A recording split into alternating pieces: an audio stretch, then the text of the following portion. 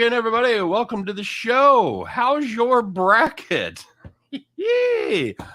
I am the host of Back to the Window. I am Scott Steen, lead handicapper at winnersandwiners.com, joined by Mr. Vegas. Scott Rochelle, senior handicapper over winnersandwiners.com. There you go. Together we do this each and every day, 3 p.m. Eastern, 2 p.m. Central, as we try to guide everybody through the journey to, of course, head back to the window and cash those winning tickets. Scott, piece of bad news to get the show started. We are not going to be joined by Allie Burns today. She apparently is chasing her cat. Her cat got out. She is very distraught. We wish her nothing but the best. I have pets. I've got 3 cats. I've got a dog. So I totally understand when the pet's gone, everything else stops. So good luck to her, and we'll see her next week. Sorry you can't make it this week. I think we're going to be joined by Chris later on. So as far as it's a lateral move as far as handicapping goes. It is definitely a downgrade as far as sprucing up the show with our 2 ugly mugs. So not good. But hopefully we'll have him on here in a little while. How'd your day go? How'd your brackets, buddy? My brackets are hanging in there. I can't say that I feel as good about my UCLA pick because I decided to go completely rogue. I went for an Armageddon approach. I expected a bunch of teams to fall apart. I picked UCLA. They ended up winning, barely, but they won, which means I didn't have Kentucky in my Final Four, so it could be a lot worse. What do you think about that Vermont call off the back of the hand? Did you agree with that? Did you think that was a clear and decisive view to overturn that out-of-bounds play there at the end of the game? I thought it was too close to overturn for me, but at the end of the day, Arkansas won the game anyway. As for the cover, it was kind of screwed once the Vermont guy hit that ridiculous 3-pointer coming around that screen on the wing. Mm-hmm. He still had a shot there. We'll actually talk about that in a little while, but still, Arkansas won the game. I know they didn't cover, but did it have that much of an impact on the actual game?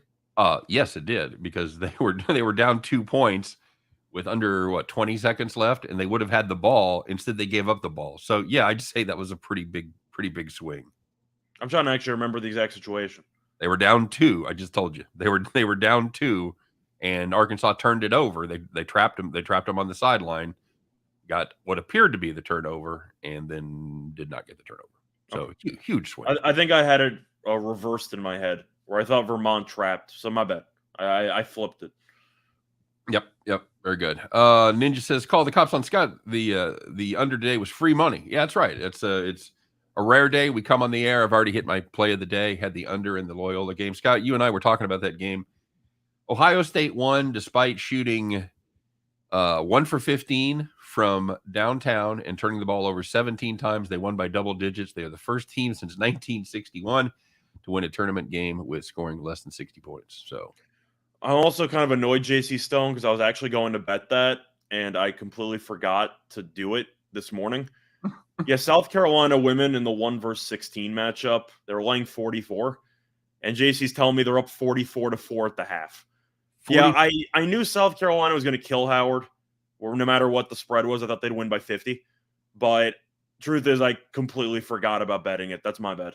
And quick reminder to everybody, that's a tournament game. Yeah, that's not non-con game. Well, I mean, it is a non-con game, but it's a tournament. Well, you think that the men's tournament's lopsided with 1s versus 16s. It's horrific. A fun fact for you, by the way. The women's tournament, 16 seeds, 15 seeds, and 14 seeds have a combined 1 win in the entire history of the women's NCAA tournament. Oh, we saw more than that yesterday, didn't we? Just saying, 1. 16, 15, and 14 combined have 1 win in the NCAA tournament for women. Brutal. All right, so let's get our housekeeping out of the way first. As always, thanks for joining us here on the show. Don't forget to like this particular video. Don't forget to subscribe to our YouTube channel, both the Winners and Winers YouTube channel, and of course the Max Wagers Network.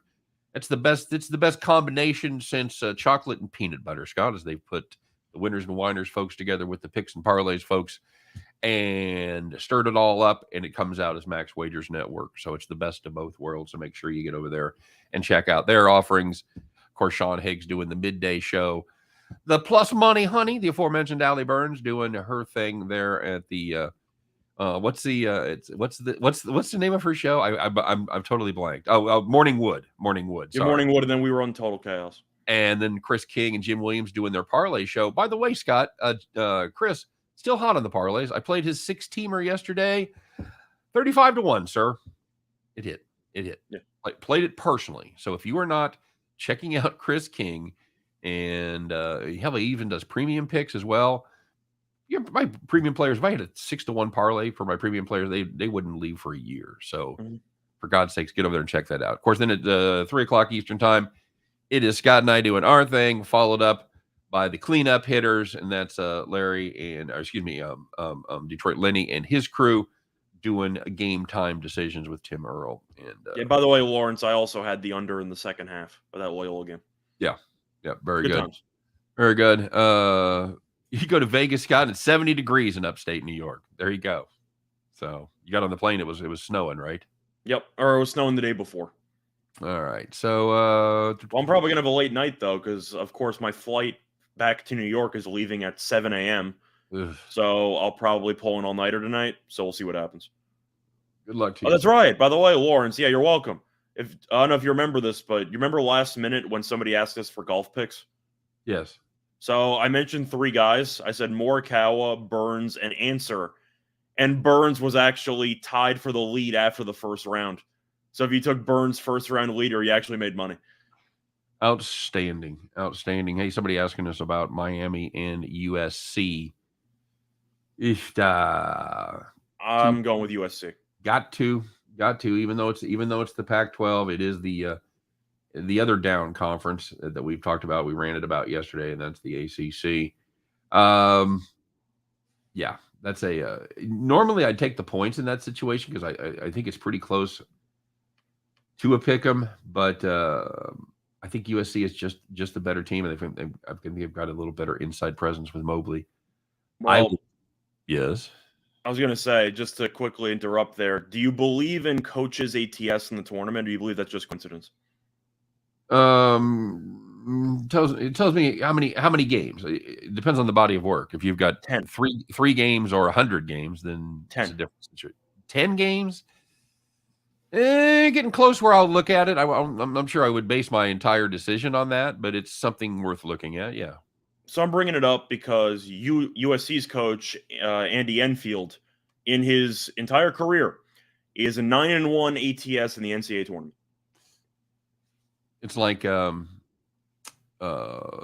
Texas coach in bowl season as a dog. Yeah, Tom Herman. Yeah. Yep. Yeah. My oldest just kid, throwing it out there. So if you're on the fence and you want to back coaches, Enfield has the best ATS record of any coach with like a minimum of like 5 games for the spread in the tournament. So if you want to use that approach, I like USC. That seems like the cherry on top for me. Very good. Peter Wolf says my oldest kid is a professor at St. Pete's, from Jesuit to Jesuit. That's Bars. Excellent. That's nice. Excellent right there. Somebody asked me on Twitter, Scott, about if you'd have taken St. Peter's, New Mexico State, and Richmond, what that would have paid. It would have paid, if you'd have taken those all on the money line, $100 would have brought you $27,000, my friend. It was $27,000 or $270,000? 27 grand. We paid 2,700 to 1, 270 to 1. Yeah, not too shabby, buddy. Not too shabby at all. Somebody asking about Davidson or Michigan State. Well, sir, I'll tell you. We talked about this yesterday briefly. I didn't like this Davidson team after they got beat by Richmond. Now we saw. Now you think Richmond's pretty good. Now we saw a little something out of Richmond yesterday. So Davidson has come up a little bit in my eyes. This is pick 'em. Scott, I know that Michigan State has been our favorite whipping boy. Davidson, we talked about them yesterday. They are playing very well in non-con, 10-1 against the number. Who you got here? You got the big boys or you got the mids? I'm going with Davidson. Okay. I mentioned it yesterday. I think Michigan State is a team that people are going to look at brand recognition based on just the Michigan State with Izzo combination. But it's Izzo. They're going to ignore the fact that Michigan State, once again with Izzo, has lost in the first or second round in 4 of the last 5 tournaments, or the first 4, actually. So including that, they've not been good in the NCAA tournament for the last couple of years. And Davidson, great three-point shooting team. Michigan State offensively, really not great. And I do believe that if Davidson is able to, A, make their threes, and B, it's not a surprise, they're a great free throw shooting team. I do think Davidson can do enough in order to beat up on an overrated Michigan State team. But it goes back to my point. If Davidson doesn't choke away that game against Richmond, they're probably an 8. And Richmond turned out to be a pretty good team. So you can make an argument that Davidson is better than their seeding. And I believe that Michigan State will always get public recognition. But there's a reason why this line has come down from around -1.5 to pick them. It's because a lot of sharps don't like Michigan State in the spot. Yeah, agreed. This is a Davidson team. They take very good care of the ball. Like you mentioned, they shoot about 39% from downtown. They don't turn the ball over. And they have ways of working around their lack of size. Yeah, I'm with you, even though Michigan State's covered 4 straight. 2 of them come against Maryland, so I know that doesn't impress as much. Yeah, I'll take Davidson here. Houston 8.5. You know what? Let's put a bookmark on that, because I don't know if Chris is going to join us or not. Let's take care of business. Let's find out what happened yesterday, shall we, Scott? By the way, there is going to be no NASCAR show today. We talked about it, and we decided that with games going on in the middle of the day, we probably wouldn't get nobody really cares about NASCAR normally. We do have some pretty hardcore NASCAR fans that we appreciate checking us out every week, but I think this is just a basketball weekend, guys. And to be honest with you, the cherry on top, it's a brand new surface at Atlanta. It's a brand new car, and they're using restrictor plates for the first time. It's a fucking crapshoot. We've been cold, and we didn't really relish an opportunity to become even colder, as it would have been pretty much a total guess. So I made a joke and said you can take Stenhouse, because if you don't know what the hell to expect, take the biggest wild card on the entire track. Yep, absolutely true. Absolutely true. So let's get to it, buddy. Let's find out what happened yesterday. Holy shit, there was a lot going on yesterday. A lot of people out there took it to the shorts. A lot of people took it to the bank. You know who you are, and now we're going to tell the world. Let's find out in the Friday edition of Call Dem Cops.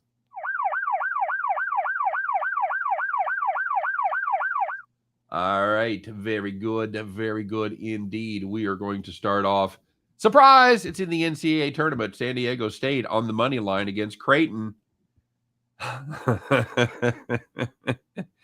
Scott, this game was so good to us for no reason at all. The Aztecs up by 9 with 2.5 left. They missed a go-ahead free throw with 7 seconds left, and they end up losing in overtime.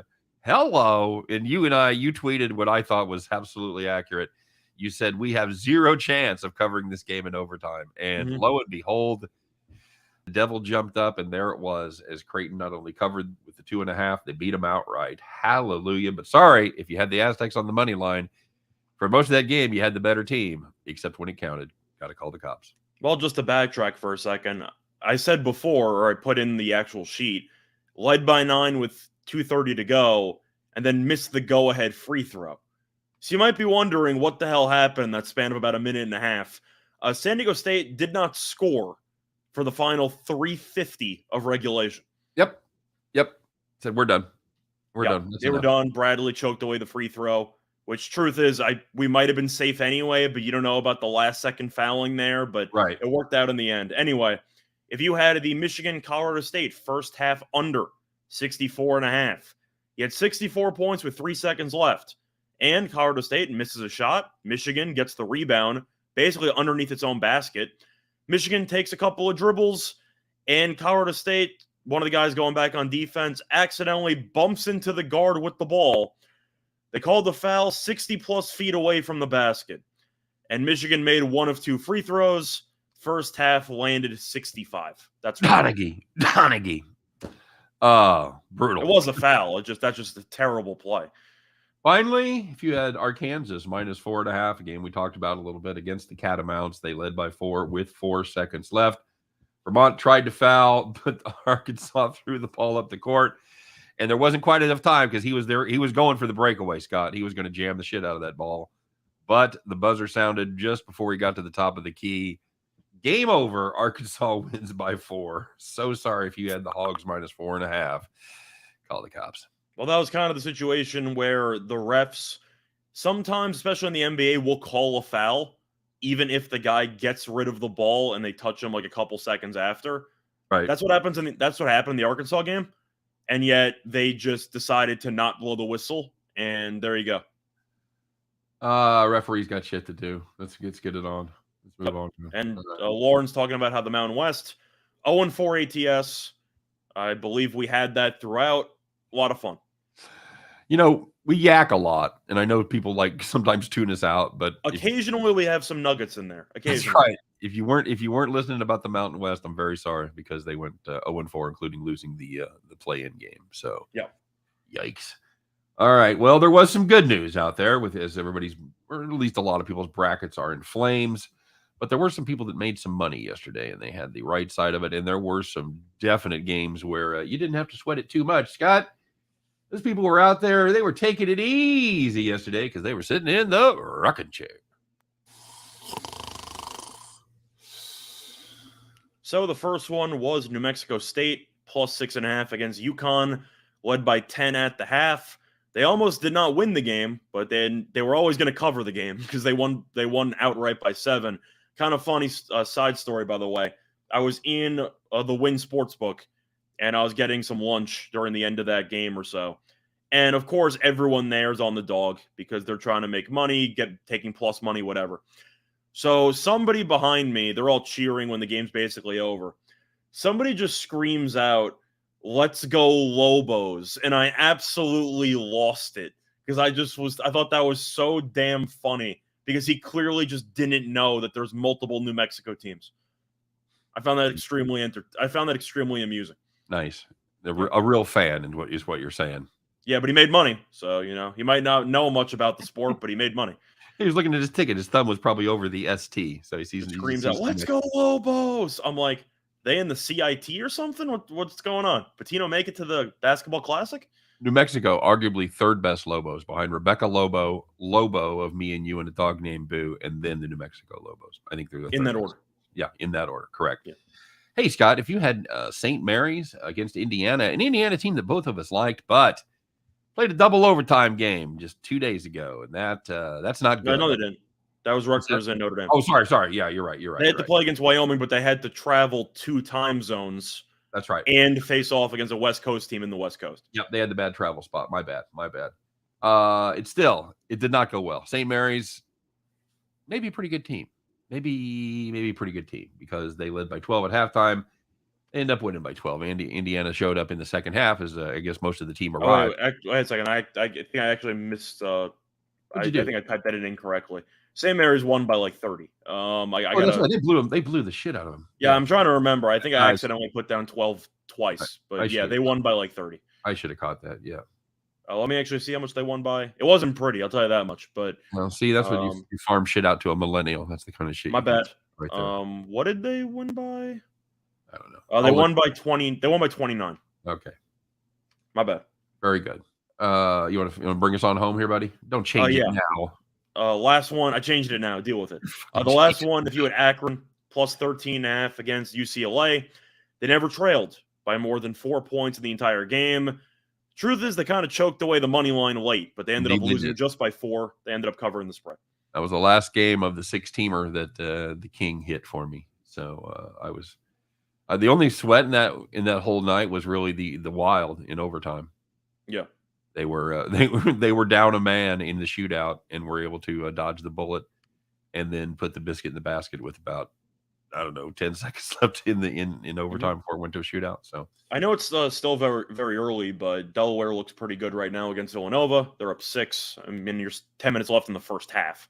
Okay. But do you have any thoughts on any of the games so far? You are on the right side of some. I know you had the under in the Ohio State game, but anything else you got?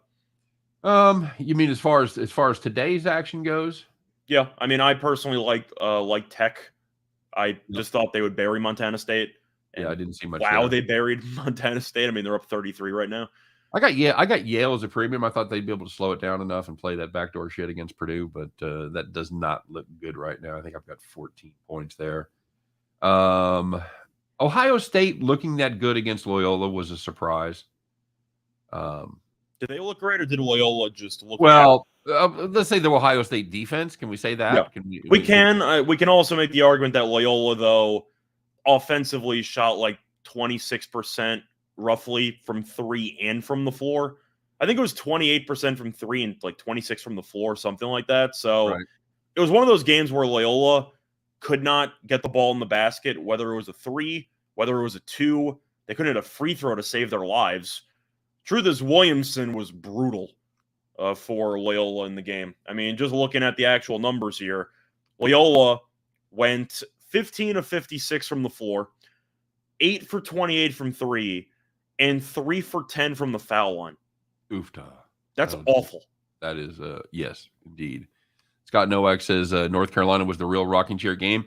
I'll give Scott Nowak credit because in the comment section when he posted that play, he said easy money. This is the lock of the day, and he was absolutely right. I like North Carolina in that game. I didn't think they'd win by 30, but I thought they'd win by like 10. Agreed. Paul Starrett said, "Man, I love this damn show. We're gonna put that quote on when we do our website. That's going to be on the front page of the website. Thanks, Paul. We appreciate it. Texas Tech was easy.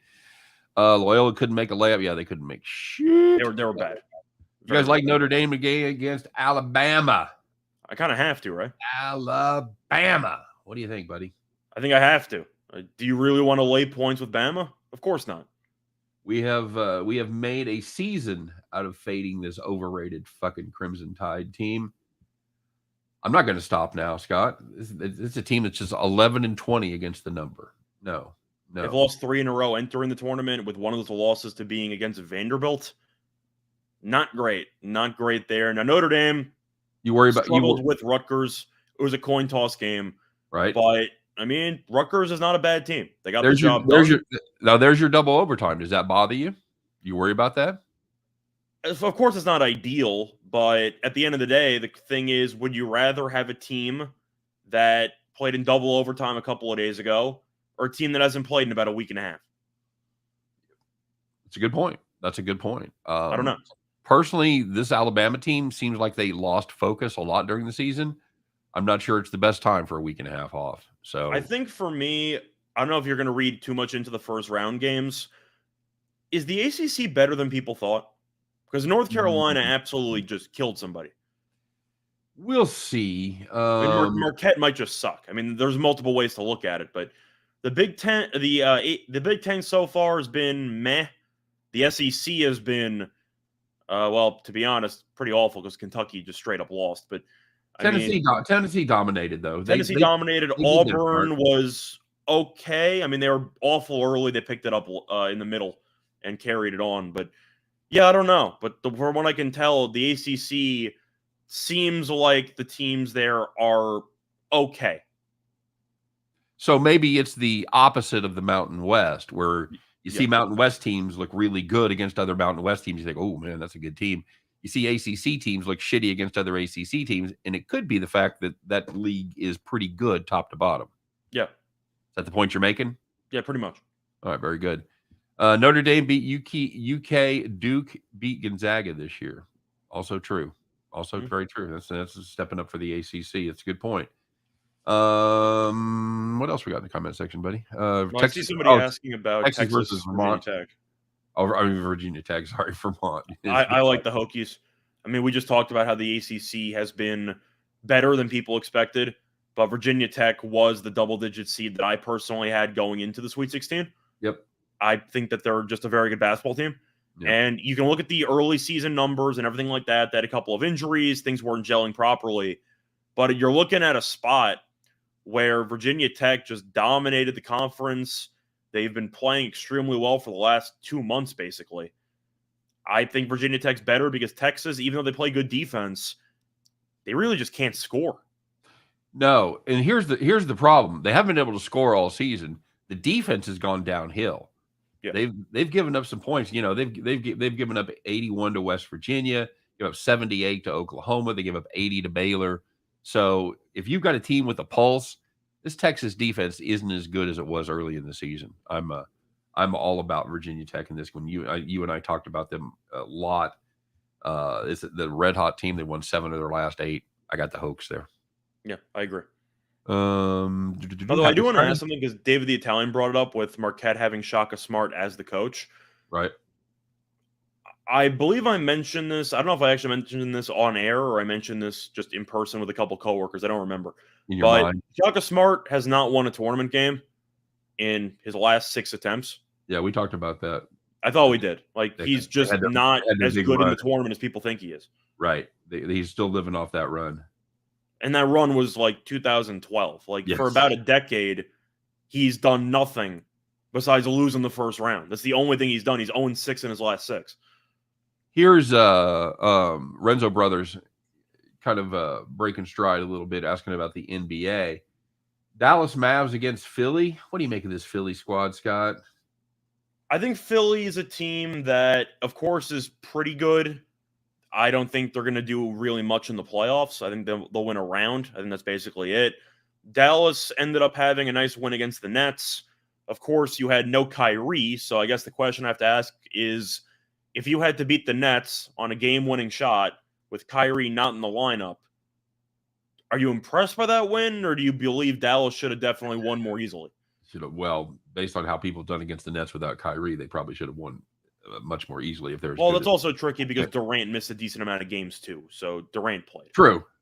Dallas won 8 of their last 9, but they're not necessarily a cover machine. Although this Philly team, they've covered one time in their last 7 games. So, and guess who's questionable for this one, Scott?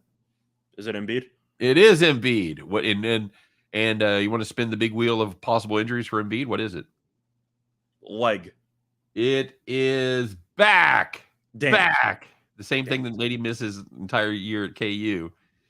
So yeah, we're I think I've got to play Dallas there, bud. I don't love it, but I'll take the points.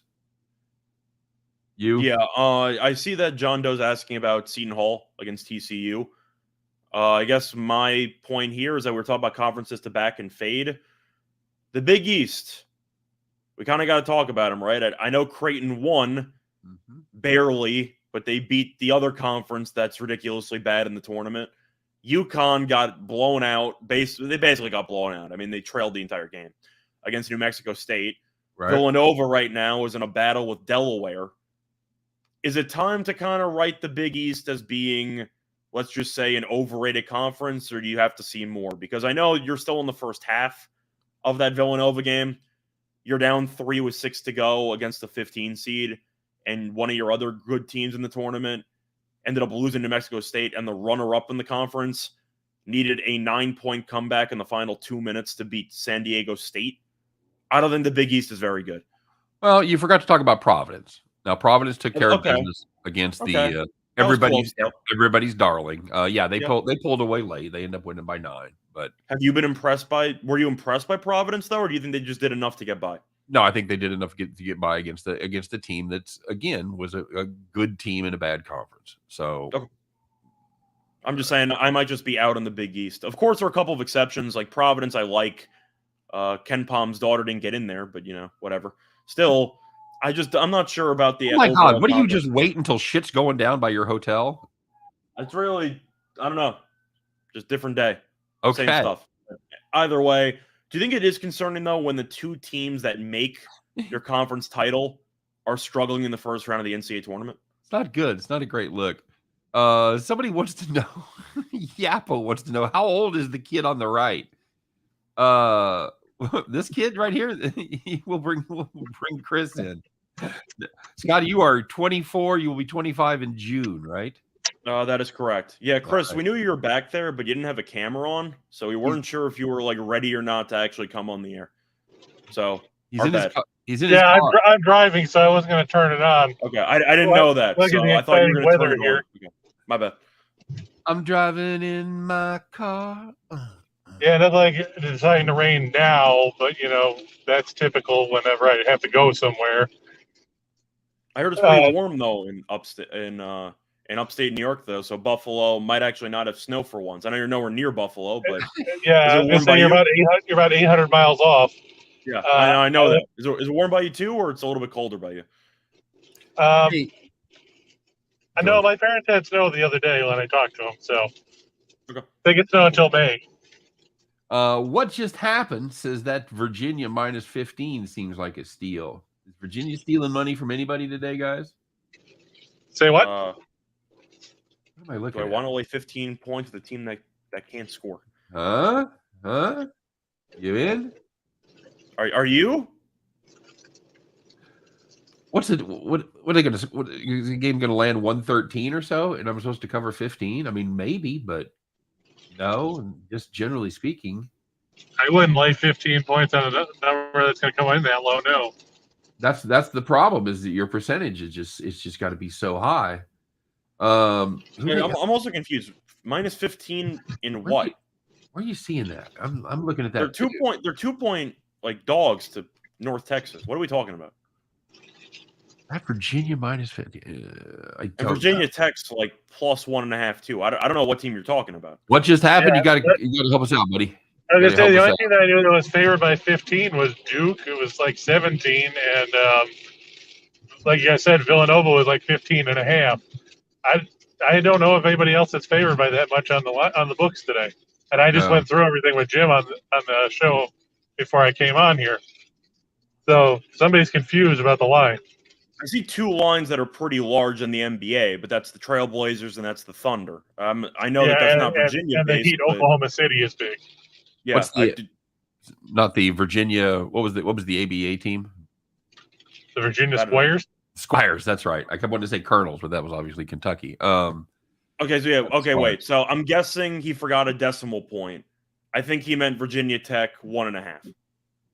Okay. Well, I like Virginia Tech too. We all do. Yeah, I like Virginia Tech. We're all on Tech there. Ninja 13 says so far the under first half seems like a good trend. ? I haven't tracked it. I've played a couple and won. Scott, have you kept either one of you guys kept an eye on that? I have. As of right now, the first half unders, I believe, are 11, 11, and 1. Okay. Very good. Yeah, it depends if you get a bricklaying team like Loyola Chicago. Some numbers alternate, though, because, of course, every now and then you'll find a good number and it's within half a point or whatever. But for the most part, I believe it's around 500. Hey, Chris, how'd you end up doing yesterday, buddy? Well, you should know, shouldn't you? I did. I talked about it at the top of the show. I was going to give you an opportunity to toot your own horn. Oh, well, yeah. I mean, we are fortunate that we had so many big name schools that forgot that just because you're playing a team from a smaller conference doesn't mean that they don't know how to play basketball. So yeah, if you had played that 6-teamer that you did and put up more than $2, if you had put up $100, you would have won just under $3,900. I think it would have. What was the pad on that? Like 36-1, 39-1? Yeah, it was like 38.90 and some change or something like that. Yep, exactly right. So yeah, that was a nice hit. 6-teamers. The guy hits 6-teamers like I drink water. Just another 6-teamer. There you go. Yeah, okay. Well, like I said, I don't know if I told you last night or not. In the shot in the dark segment that we had, it was the third time this week we had at least 8 out of those 10 pan out. We had 9.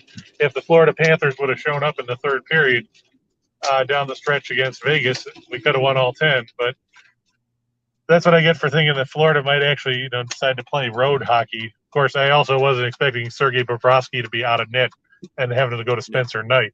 And Vegas had also been a mess defensively previously, so you figured Florida would walk into like 4 or 5 goals. Yep. Yeah, basically. Yep.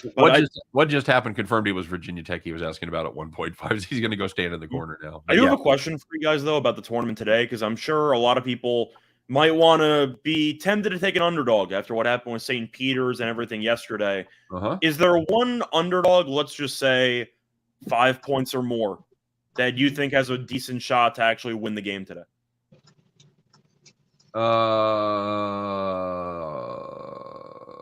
North Carolina. That's not today, but okay. Today. You're talking about that's Baylor. I'm talking about today. Solely like the round of 64, part 2. Okay, let me see. Let me go through. The number the name I would give you is one that you're not going to want to hear because they're playing your alma mater. I know you're taking Colgate, and I don't mind it because I actually don't mind the Colgate play there. It's in Milwaukee. Yeah, I was going to say don't sleep on the Raiders because everybody wrote them off when they were 4-10 in early January, and since then they've won 19 out of 20, and they're second in the country in 3-point shooting at 40.3%. The only team that was better than them this year was South Dakota State. How'd that go for him? Well, let's not forget that there was that controversial foul at the end that put Bynum on the line for 3 free throws with 30 seconds to go in a 3-point game. Mhm. And the fact that they came back from 14 down to make it a 1-possession game, you can't sell what South Dakota State did short. Yeah, they tried. But I do agree with you about Colgate. I think the one concern that I have about that matchup is that the game is in Milwaukee. Now, under no circumstance am I betting on Wisconsin to cover just because it's in Milwaukee. I don't know how Wisconsin's supposed to lay that many points when it seems like every game they play is decided by 1 possession in the final 20 seconds. Like, I definitely like Colgate plus the points. And let me ask you, Scott, are you concerned about what version of Johnny Davis you're going to see? Are you going to see the Johnny Davis that hung 37 on Purdue, or are you going to see the Johnny Davis that shot 3 of 19 against Michigan State in the Big Ten tournament? Well, when you say am I concerned, do you mean as a fan or somebody who might bet Colgate money line? Because I'm kind of on the fence because I do really like Colgate today. I think there's a lot of value there. I'm saying as an alum. Oh, as an alum? First. Yeah. I think Davis will play fine. I mean, 3 for 19 is crazy, but I do think that Davis is more athletic, of course, and Michigan State has a lot of size, where Colgate maybe doesn't have as much athleticism. So I do think that Davis will be fine. The person that concerns me the most for Wisconsin today is going to be Brad Davison. Because Davison, he's 37. Yeah, whether or not he makes shots, he keeps taking them. He's one of those guys who doesn't realize when he should stop shooting, and if he goes cold, he will keep shooting. So I think Davison could potentially shoot Wisconsin out of the game, in my opinion. Well, the other game that people were talking about, this is the one I was going to bring up. We talked about it a little bit yesterday. It's Chattanooga. They are The Mocs? the Mocs. The Max catching whatever it is, 8 or It's 8, I believe. Yeah, I saw a couple of 8.5s if you really want to shop around. 8 in most spots. You can find, like I said, you can find 8.5. You just shop your lines. The question there, obviously, is how is KU transfer Silvio De Souza going to be able to match up with Kofi Coburn? Here's the answer. Not. He's going to try. Does that count? He's going to get steamrolled. Now, and why do you say that, Chris? Well, De Souza, if you look, he's 6'9" and 250. He's not really Right. What's he best known for? Getting in that fight a few years ago at Kansas. And wasn't that against K-State? Yeah, it was. That wasn't really his. Well, he also has some recruiting problems as well. Well, yeah, that too. I mean, he's another guy that's like Brad Davison, where you think he's like 37 because he's been around college basketball for 50 years. Right. Well, the ultimate one's Mitchell Lightfoot. Lightfoot's been in college since like 1980. Yeah, I swear. I think he was in college with me. I really do. I think he played. Yeah, I'm pretty sure he lined up next to Danny Manning when they won the title back in he's one of the 88. juniors. So I'm going to guess, Chris, since you think that Coburn's going to dominate today, you like Illinois minus the 8? I do. I just think, nobody's really stopped him all season. Yeah. And if you double him, it opens up Plummer and Frazier and Grandison and Curbelo if he decides that, he wants to actually do something offensively. And I mean, don't get me wrong. I watched the Mocs hit that 40-footer over 3 guys, knock Furman out of the tournament down here. People are still bitter about it a couple weeks later because, Furman was 2 seconds away from making the tournament for the first time since 1981. Are you? I got a quick question. Are you at a stoplight? Yeah. I was going to say, I hear blinkers. That is the longest fucking stoplight in the world. Yeah, well, you got to love the left turn lanes around here because, people don't move until the light turns red because they're idiots. Good God, man. I've heard that click for about the last 2 minutes. Yeah, it's great. Sorry, buddy. I was going to ask, is there a way Chattanooga can maybe keep the game close if – I know earlier this season Coburn didn't play in the game, but Marquette ended up beating Illinois because they forced a bunch of turnovers. We know Chattanooga is pretty safe with the ball. They're pretty active defensively. Illinois' guards – they're talented. They also are extremely streaky, and they occasionally make a lot of dumb decisions with the basketball. Does that concern you at all, or do you think Illinois just overcomes and wins this game by like 12? It does concern me because, like you said, Illinois' guards, they're talented, but they're not exactly the most exciting model of consistency by any stretch of the imagination. My concern for Chattanooga is, can Lamont Paris get enough points out of his guys and keep enough bodies out of foul trouble to stay in the game. And that's where I think they're going to run into difficulties is in that regard because, like you said, Coburn can draw fouls on pretty much anybody. And we saw that happen. That's what happened at Georgia State because Georgia State hung around for a long time yesterday before foul trouble killed them. And then they got run over.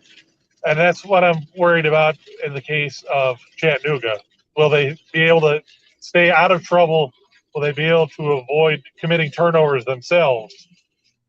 But in the end, I think that Illinois is probably going to win by about 10 points to cover the line. It's not going to be the easiest cover by any stretch of the imagination because you got to have a ton of respect for what Chattanooga did in the SoCon this year. Yeah, I do think that it's what I like there is I like the first half under. I was going to say, I think it's correlated. I think if you like Chattanooga plus the points, you should parlay with the under. Because if it gets to a high-scoring game, I don't think Chattanooga can keep up. Do you agree with that, Chris? That's true. I mean, Chattanooga's not necessarily a big offensive powerhouse. I mean, they struggled. They had 64 in the SoCon title game. Yeah, in overtime. And facing Illinois, it's not going to be any easier in that regard.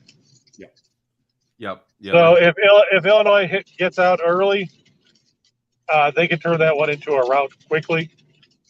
I hope for viewers' sakes, because nobody likes to watch blowouts unless you're wagering on the team that's ahead by 800 points. That we get a more competitive game, but it's tough to deal with a team like Illinois that has enough weapons to make life miserable for opposing teams. Especially I know I know we also talked about some of the other big underdogs today. There's one we didn't talk about. You have any thoughts on UAB? I was just going to ask that. If that's what I was going to ask Chris. If Walker and Ertl get hot from beyond the arc, and Houston does play pretty good 3-point defense, but those guys can flat out shoot. If they get hot, can UAB show them a little something here, or are they just going to wear them down? They might show something early, but I think they're going to get ground down by Houston. You talked about how the Cougars play good defense. They lead the league, or the nation, I should say, in field goal percentage defense. I think it is. They're extremely stingy from 2-point range. I think they hold opposing teams from 3. It's like 29% or something like that. 29.6, yep.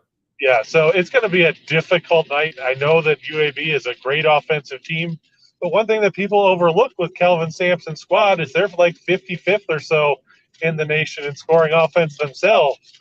So you factor in that they don't have Sasser, they don't have Mark, and they've still got guys putting up enough points to put up 75 a night.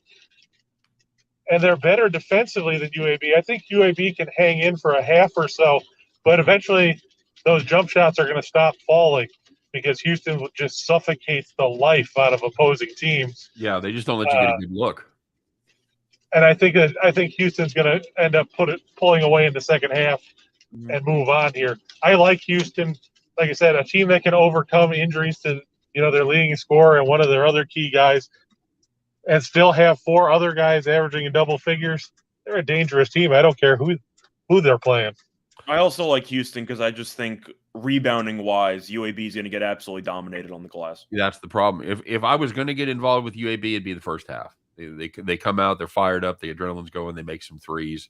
Houston maybe plays with their food a little bit, and you want to take UAB plus 5, 5.5, where you can find that.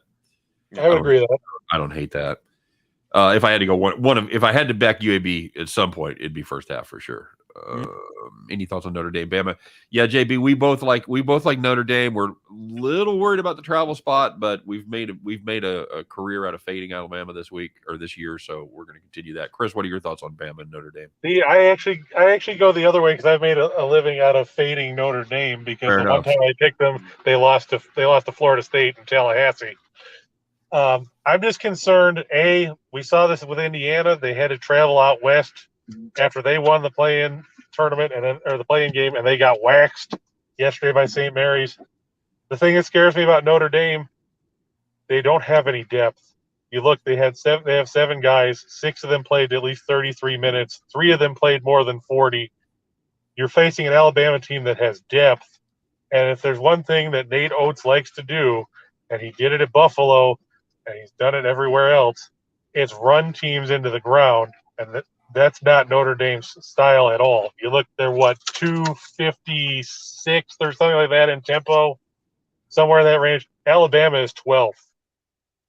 Yeah. So if Alabama doesn't kill themselves by shooting Iowa-like numbers from 3-point range and goes, 6 of 29, I think that they'll run Notre Dame and wear the Irish down and end up winning in the second half.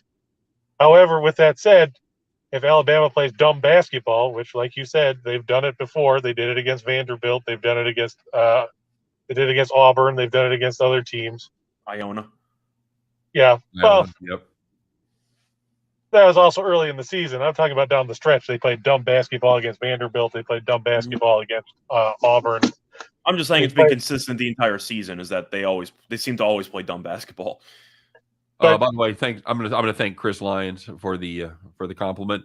Chris is one of my toughest critics. He's always there to call me out when I'm sucking. So thanks for keeping it even, buddy. I appreciate the kind words. And that was we had the under in the Ohio State Loyola game. That's about as rocking chair as one of my picks usually get. So yeah, we'll take it. Thanks, man. Go ahead, Chris. Well, it's nice to know that people. It's nice to know that people tell you suck sometimes, doesn't it? You know what?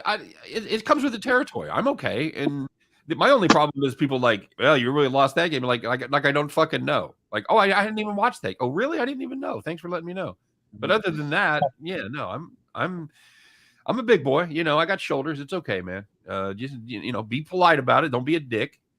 And we have a guy that comes out all the time that calls us bozos and shit like that because he came out, I think, when the Pistons played the Pacers or something, and we said that Detroit was gonna cover the line, and that's when Lenny was on and he started spouting a bunch of crap. But he hasn't been back since because Detroit won that game, and then we've been on a roll. So he only shows up when he feels like it. Right. Yeah. No, I'm cool. Yeah. It gets a little annoying sometimes. I do want to ask. Sorry, I was going to get to the point where you're going to tell him, I don't go to Burger King and tell you how to make a Whopper. To quote Jerry the King Lawler. Yeah, that's an old comic. That's an old stock line from the stage. There's a dirtier version of that too, and I'm not going to tell you what it is because it's not good. But it's when you're in a business where if you're running really well, you're hitting 55%, means you're losing 45%. It's going to give people a lot of opportunity to roast you, and that's just it's just like Ted Williams used to say: all hitting 300 means is that you fail 7 times out of 10. Yeah, I do have a question though for you. I know we talked about a couple of games that we already talked about between Scott and I just alone. Do you have any thoughts on the Davidson Michigan State game? Yeah, I like Davidson. Yeah, so do I. I mean, Michigan State, if you look, has one guy averaging in double figures. It's Gabe Brown. He averages 11.4 points a game. They don't have a go-to guy. Mm-hmm. All these times when Izzo's made runs in the tournament, there was somebody they could go to, whether it was Mateen Cleaves or, Aaron Henry or all these other guys. Who do they have now? They've got nobody. Technically, their go-to guy down the stretch, I guess, is Walker, and that's dicey at best. Right. Hey. But you look at Davidson, they've got 4 guys averaging double figures. They've got 3 guys averaging better than 14.2 points a game with Foster Lawyer and Brakovich and I can't remember the other name off the top of my head. Mm-hmm. But, Michael Jones averages almost 12. Davidson's a good basketball team. I mean, I get Richmond beat him in the A-10 title game, but look at what Richmond did yesterday. Mm. Hey, I'll take the points in Davidson all day. Somebody says you're supposed to hit 100%. Thanks, Jason. Absolutely, we were supposed to. Jojo Rabbit says he said he appreciates it not being a PG-rated show like all the other shows. I am what I am. You know what? I do a daily video about 9 minutes a day, and I try not to cuss for that one, but sometimes I even fuck that up. So sorry, guys. I think before we fully wrap it up, though, I do have one final game I want to ask you guys about. Well, I wanted to cut in here real quick, because it's a game tomorrow. Somebody asking about how good is this New Mexico State team. Chris, I want to get your thoughts on this Aggies team. Not the local. I'll tell you what. Everybody writes off New Mexico State because they play in the WAC, and everybody's like, I don't even know what that is. Right. Well, they're a good Grand They're a Canyon. good basketball team. They're a veteran team. They get in the tournament all the time. Chris Jans knows how to coach. Granted, I'll say this: Teddy Allen is a fucking dick. Everybody knows that. He was a dick when he was at Nebraska. He was a dick in junior college. He's a dick now. But he can play basketball. Yeah. Right. What do you have, 37 yeslesterday, I think? Yeah, 37. And he did the whole flex down after he, hit that bucket that pretty much put UConn away. Don't sleep. Go Lobos. Don't sleep on New Mexico State. I I had him in the 6-teamer yesterday with the points, but I have mentioned even in the bracket guide we put together, I said I was going to take New Mexico State because UConn relied on 3 guys. And I don't think Sanogo did much of anything yesterday, or Martin. Let me ask you this, Chris. In the world of baseball, when you got a relief pitcher or a starting pitcher, even to a lesser extent, you talk about high leverage situations, how pitching in high leverage situations takes more out of it. It takes more out of you than it does if you're not. So does that transfer to basketball, where New Mexico State had a pretty easy time of it? Arkansas had to struggle with Vermont. Is that a high leverage game? Does that take more out of it? Do you look at that when you handicap a game like this? Well, for sure, because you have to think Arkansas had to grind that out the whole way. And Vermont covered too, which was nice. I liked the Catamounts all year long. I thought they were going to give Arkansas trouble. It was nice for Arkansas that JT Notte finally realized that you're supposed to put the ball in the basket in the second half, because he did nothing in the first half. But yeah, they're going to have trouble here because New Mexico State, they're very good on the defensive end. They're going to make you work on every possession. They're going to make Arkansas grind. That's not what Eric Musselman is all about. His team is about running and getting in track meets and everything else and piling up points. Don't sleep on New Mexico State. I know that's a number. There's a 12 in front of their name. They don't play like a 12 seed. I do want to ask about one other game before we fully wrap it up. You're not going to ask about Duke, are you? No, not at all. I'm not going to ask about Duke Fullerton. It's a unique spot, so I do want to know your thoughts about it. It's LSU, and they're taking on Iowa State. I took Iowa State. You did. Is that because solely of the coaching angle? Because Iowa State has scored less than 42 points in 2 of their last 3 games. It has to do with the coaching thing. It has to do that I have no faith in Kevin Nickelberry. His career record is 96 and 194 or something like that as a head coach. You're going to get there, Zach. And you have to wonder, is this team going to be distracted? Because obviously, look at how the football team responded when they canned Orgeron. They struggled out of the gate too. You're firing a guy a few days before a tournament game. I get Iowa State struggled. I get that. But don't forget, this was an LSU team that was 15-1. And they've gone right down the toilet since. Yeah. Iowa State's no great team either. Like you said, they put up, 36 against Oklahoma State. They put up 41 against Texas Tech. But you're getting points, one, and B, because I like to mix up, numbers and letters because it's fun. I just think that they don't have the distractions surrounding them that LSU does. It's tough to stay focused when you've got all this stuff swirling around with sanctions and everything else. Mm-hmm. And now you've got to deal with an assistant coach taking the reins. We saw the same thing with Florida the other night against Iona. Yeah, they won the game. They didn't cover. So I'll take Iowa State in the points. I can't trust LSU. Look, they beat who they beat in the first round or in the SEC tournament. LSU ended up beating Missouri and then They beat those dorks and then lost. Yeah. Well, the reason why the only thing they could beat was Ole Miss. The thing that I'm trying to just bring up though is the fact that Iowa State, we mentioned the terrible scoring numbers. Against those opponents, Oklahoma State ranks 5th in defensive efficiency. Texas Tech ranks 1st. LSU ranks 4th. Does it concern you at all that Iowa State might not reach 50 because the previous 2 games against elite top 5 defenses, they got absolutely demolished? Hey, you can win 50-49 and still win. Okay, that's true. Fair enough. Right. Good enough. All right, buddies. It is time. It is Friday. Chris, you going to stick around with us and watch this? Yeah, we run in and get my food real quick. I'll pop right back out. Okay, very good. It'll just take me a minute. So I'll set my phone here and listen. Fair enough. It's Friday. It's time to put on your good overalls, everybody. It is time once again. cinch them up, both straps. You know what I'm talking about. Don't go out there looking like a hillbilly. Put on your nice straw hat, climb aboard your John Deere, take out your lucky keys with that rabbit's foot attached, and get ready, folks, because it's the Friday edition of Bet the Farm.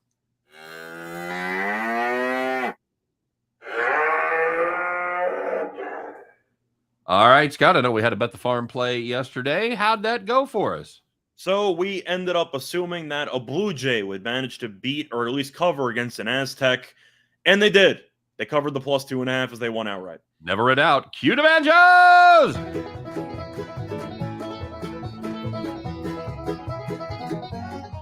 Yeehaw! All right, there you go. Let's see what we've got cooked up for today for the farm, everybody. It's the second day of the NCAA tournament. All kinds of games going on. So what are we going to do?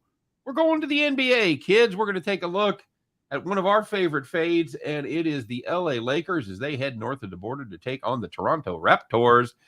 We're going to take the Raptors -8.5. Laying a little extra juice there, -115, and our pals over there at BetMGM.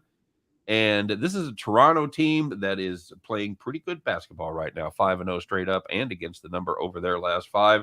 You could not say that about the Lakers. You could, but you'd be a liar because they are 1-5 straight up, 1-5 against the number in their last 6 games. And these two teams just played in LA, I believe. Toronto had no problem whatsoever. They were able to beat them by 11 points. And finally, guys, this is our version of the Lakers. They just suck right now. They are 7-20 against the spread in their last 27 meetings. Lakers not playing good basketball at all, Scott. They are in danger of missing not just the playoffs, but the play-in games as well. I think Toronto keeps rolling them up right here. Give us the Toronto Raptors -8.5 against the Lakers. Not to mention the fact that LeBron, like always, is questionable. I'm assuming he's going to play. Right. But on the slim chance he doesn't, you're going to see a huge line move here. But why would anybody bet the Lakers? Can't do it. Can't do it. They're just they've shown nothing. They've shown they're disinterested. The defense has gone to shit. LeBron's the only one really scoring any points. Anthony Davis is out for the foreseeable future. Just nothing good to say about LA here. Yep, I agree. All right, there you go. So that's going to do it for Bet the Farm, and that's going to do it for our show, not only today, but this week as well. Thanks for joining us. Thanks to our special guest, Chris King, as he does double duty from his show. Don't forget to check out his show, everybody. Chris King and Jim Williams doing just parlays every day right before us at 2 p.m. Eastern, 1 p.m. Central. And Scott, you and I get together each and every day, Monday through Friday, 3 p.m. Eastern, 2 p.m. Central, as once again, we will do our best. You guys check us out. Please have a great weekend. Hit all your plays. Let's go make some money. Let's get those brackets back in play. And if you're not going to win your brackets, at least win some money. All right. You guys have a great day. Check us out Monday, once again, 3 p.m. Eastern, 2 p.m. Central, as we do our best to help you in your journey to head back to the window. Take care, everybody. Have a great weekend. We'll see you Monday.